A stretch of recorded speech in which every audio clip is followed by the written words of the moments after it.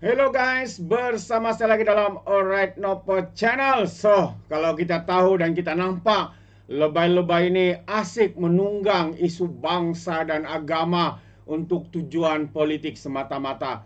Tetapi berlainan pula dengan Perdana Menteri kita sahabat semua yang makin mendapat perhatian, penghormatan daripada negara-negara Islam sedunia maupun negara-negara Eropah yang lain. Ya, dalam satu majlis Perdana Menteri kita mempunyai kesempatan untuk berucap ya bersama dengan pemimpin-pemimpin Islam ini.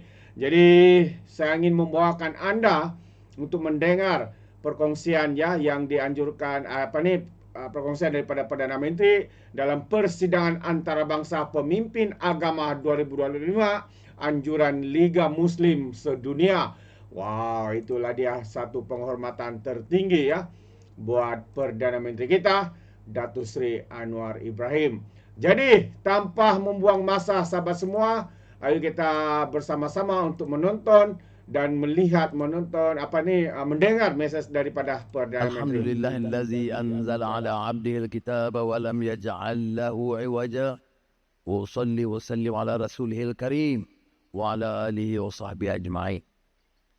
Rakan-rakan saya muliakan, Malaysia sekali lagi mendapat penghormatan kerana diberikan kesempatan oleh Badan Islam Sedunia, Rabitah al-Islami bersama dengan JAKIM menganjurkan satu sidang penting mengangkat martabat peranan para ulama sarjana dari semua agama utama dalam negara kita dan dunia untuk membahaskan isu-isu semasa.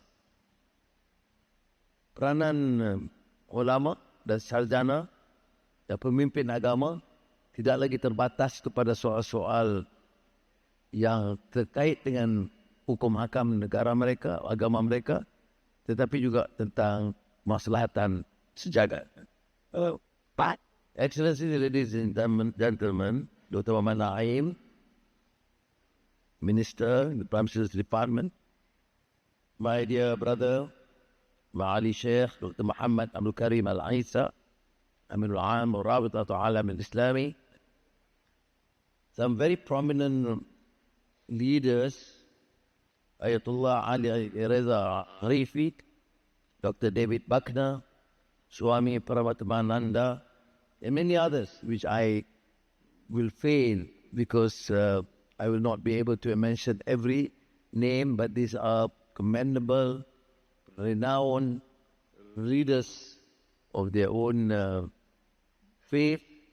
And on behalf of the Rabitah and more so the government of Malaysia, I welcome you as friends, as brothers to this country, and must express my profound gratitude and appreciation for your contribution, commitment towards peace, justice, and humanity.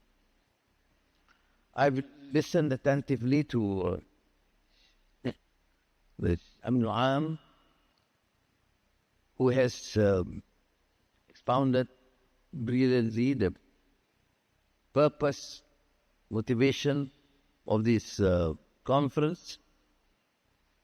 And as you know, Dr. Muhammad Abdul Karim Isa has done a great service. And I think really I'm compelled to say this, that we support this endeavor because not many initiatives of this kind in the world.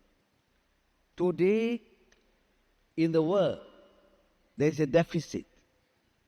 There's a decline in trust.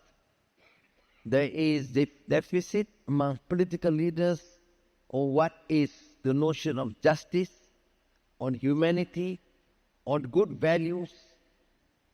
And therefore, the religious leaders will have no choice. We're not giving you a choice. You have to hold the banner. Yes, in the days of imperialism and colonialism, religions were used to subjugate communities. But we must not forget the fact that the anti-colonial movement, anti-imperialist movement were led and started by prominent leaders, religious leaders. Why? Because they believe in peace, they believe in justice, they believe in humanity, they believe in human dignity. No country, no person, no women or children or country should be subjugated under any foreign domination or rule. I'm just appealing to religious leaders now to then take up that task. Because in my limited experience in governance, talking to leaders, you see so many contradictions, which I sometimes see this blatant hypocrisy. We talk about democracy, we talk about human rights, we talk about justice, but there's no democracy, no human rights, no justice when you talk with the others. Where do I now appeal? I appeal to the religious leaders, because you understand the meaning of peace. You are committed that all religions want to promote humanity. Yes, there are differences. I am a Muslim. I practice Islam. But I also know that in my religion, we talk about rahmatan lil alameen, the compassion towards everyone, not only human beings, but the animal kingdom, the plantations, the forests and the jungles to be protected, to keep the equilibrium and balance of Ummatan Wasata. And I know the meaning of lita'arafu, which means not only tolerance. You see, the Islamic term connotes a more profound understanding of learning, appreciating, accepting the difference to one another.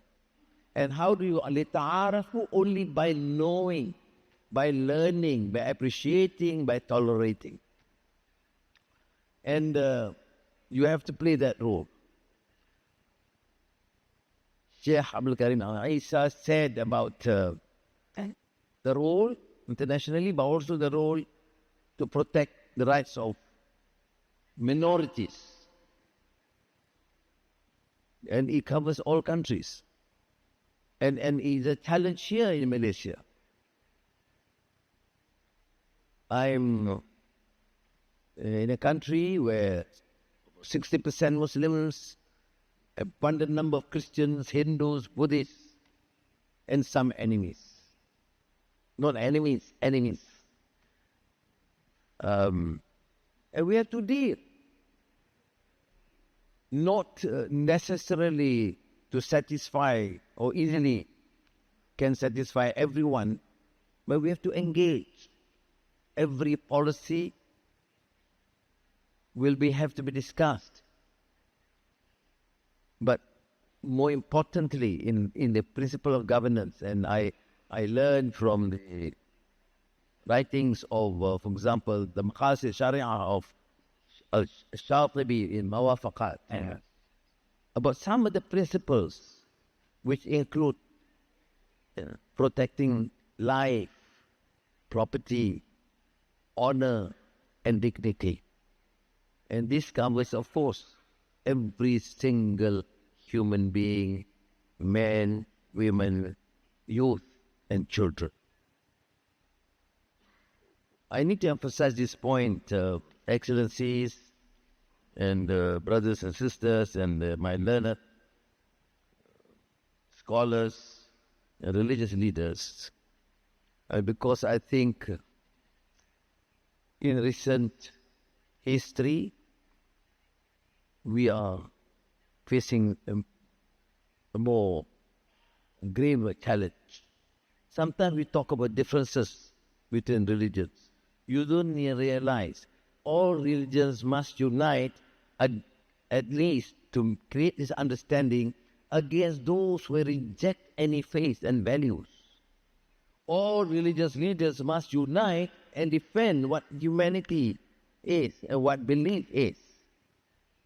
We must unite against the forces that reject faith altogether.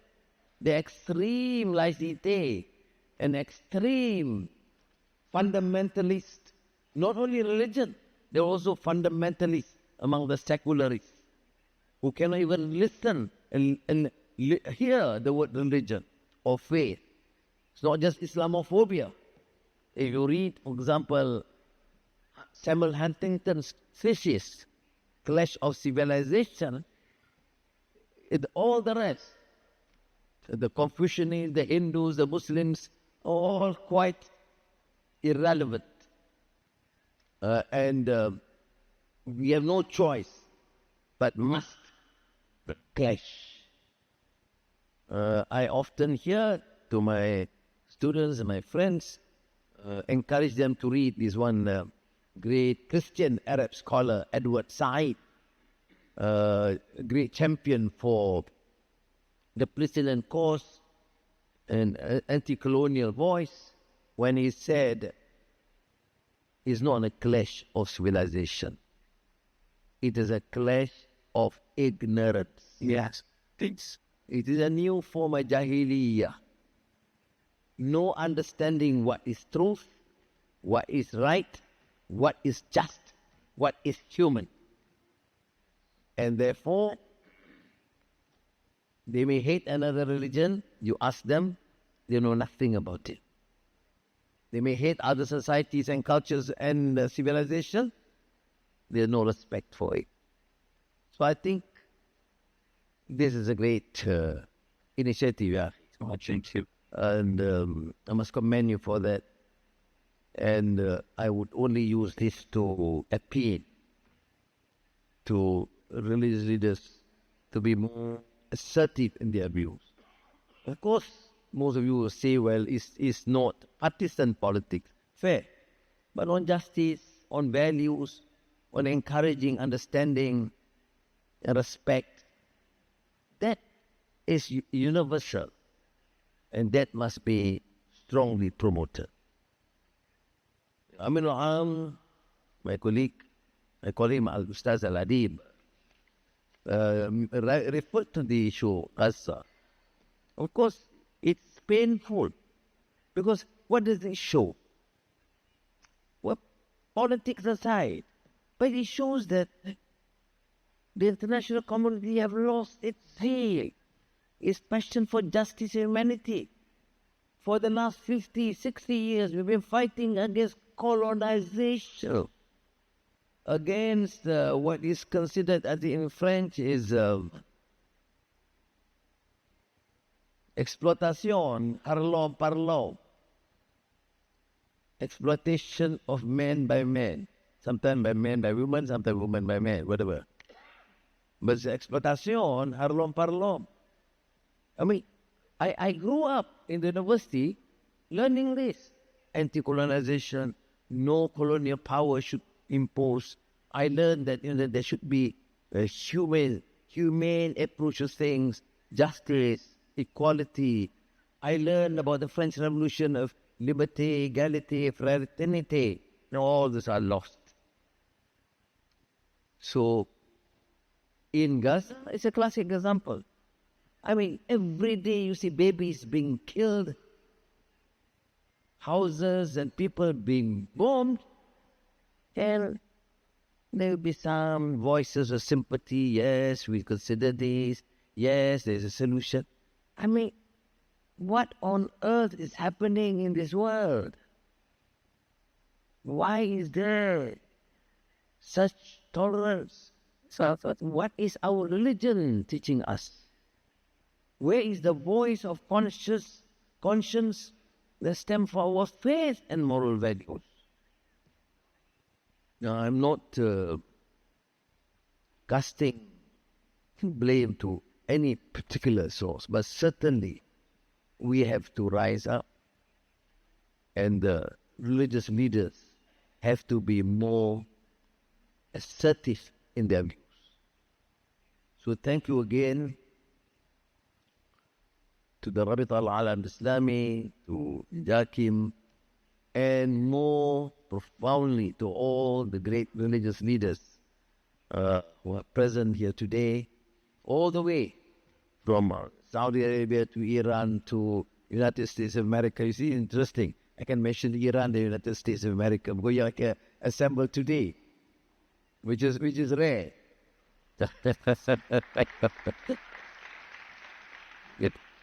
This is a place where you engage as human beings, as religious leaders.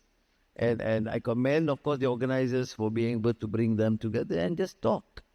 We can't solve a 1,000-year-old problem.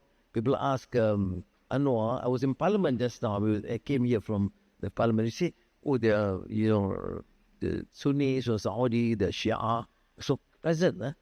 Said some are curious. They said, why can't they meet and talk? Yeah.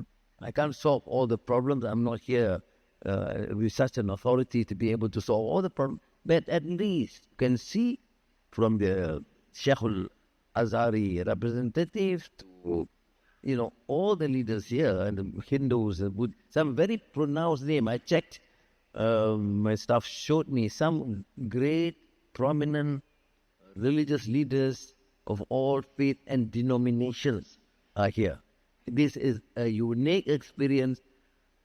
Wallah al-Azim, use it to the best of our ability to try to influence the direction of where my country, my region, and the world is going. We are fortunate here in Malaysia, multiracial, but very peaceful. I believe in democracy, freedom, but I draw the line. You create havoc and preach hatred against any other race or religion, will go hard on you because you will destroy the very fabric of this country. When we heard some of our brothers and sisters in Thailand and Cambodia started have differences, started shooting, then we, as great friends of both of these countries, immediately called, appealed, brought them here. Let us talk quickly. We are not like the rest. Alhamdulillah, we maintain peace very quickly in matter of days. And may Allah guide you. Thank you very much. Jazakumullah khairan kathiran. Tashakkur. Khuda hafiz. Nandri wandakam. What else? Sesekawi. Assalamu alaikum wa rahmatullahi wa barakatuh.